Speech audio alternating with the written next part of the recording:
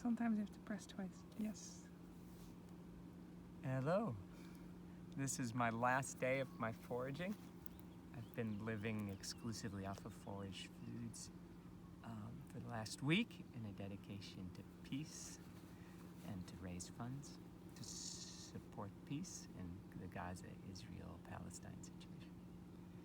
And I've chosen these foods here, laid out on a white flag of truce.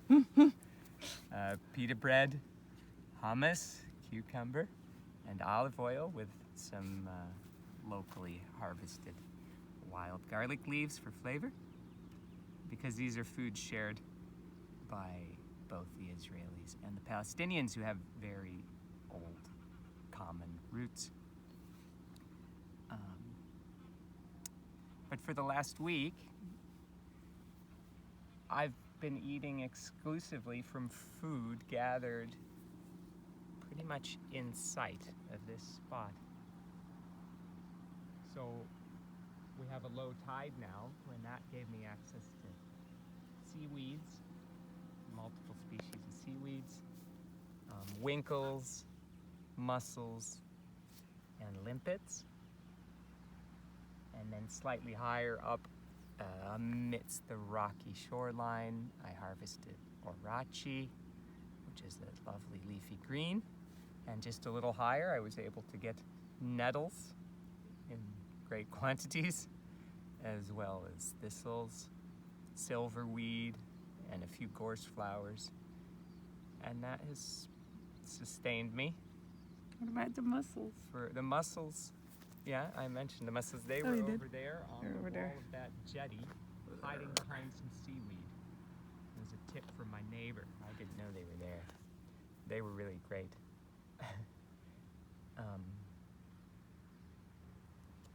Yeah. So I've converted food miles into food meters, literally less than a kilometer to harvest everything I've eaten for the last week. Before eating, I would like to say a sort of dedication or prayer. I'm going to have to read it.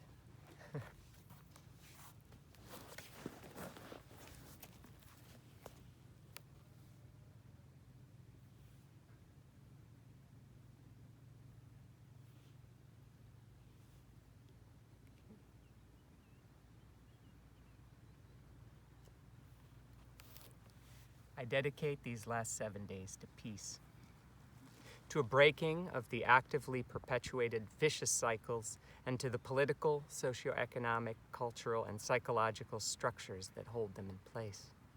Specifically, for the Israeli-Palestine conflict, to break the cycle of violence perpetrated in the fight for freedom and vengeance inflicted in the guise of self-defense. To remembering that there's only one side in conflict, the side who suffers, regardless of who identifies themselves or we identify as victim or oppressor. That those caught up in the situation may begin to see self in other and reestablish the connections, the empathy that allows us to see and feel the other's pain. That the universal experience of suffering binds us together as one. Common in our humanity, our capacity for compassion, empathy, and wisdom, as much, if not more, than for hatred, greed, and delusion. That all those suffering may let go of and release their old wounds and traumas, and the entrenched beliefs and self-identities that go with them. To heal, to become more whole and more human, so as to embrace a humanity that includes all of us, regardless of our historical affiliations, ancestral lineage, or worldviews. I wish peace for all those who bear arms or play a role in the enactment or enablement of conflict. May they, through the force of their soul and their innate capacity for compassion, become ennobled and grow greater.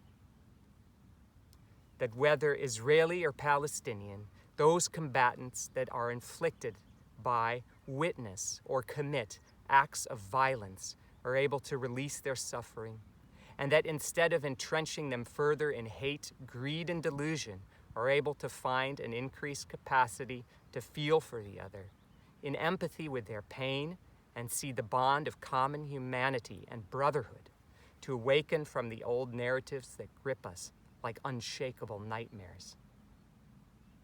I dedicate this to those who have been killed far too early by acts of violence or privation, that they may find peace according to their own spiritual and religious beliefs and solace from the divine.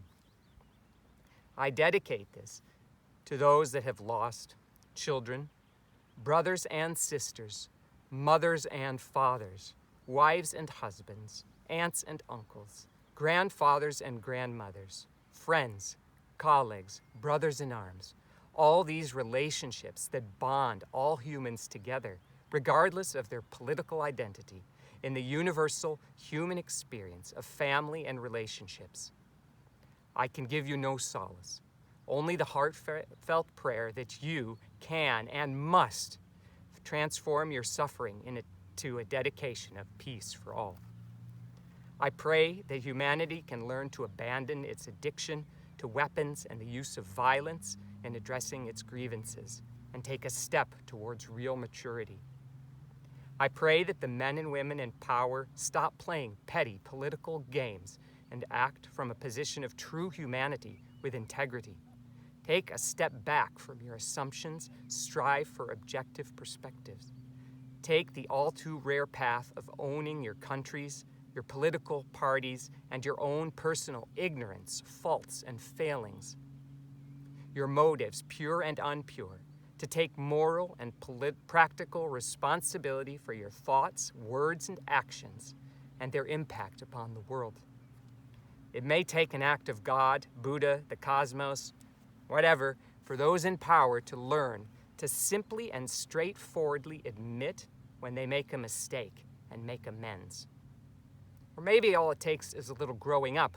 My children have mostly managed this since the age of 8. And I give my gratitude to the earth, to this little patch of ground called Leckmel, situated on the north coast of Scotland, and the narrow strip of land where sea meets shore. You have nourished and sustained me, and my life depends solely and wholly upon you. My every breath and heartbeat enabled only by this tiny ecosystem, nested within the ecosystems of our little planet. With every step, the earth has supported my feet, connecting me to rock and soil, a ground which my feet share with all the more than human beings from all the kingdoms of life upon this earth, and through the very core of the earth, connecting me to the feet of 8,110,640,478 and counting humans. At last, I give thanks to all those who have followed my little journey and supported me, donated in the name of peace, and to my wife Bo and my children Willow, Mena, and Yuri, who have accompanied me during this time. May love prevail.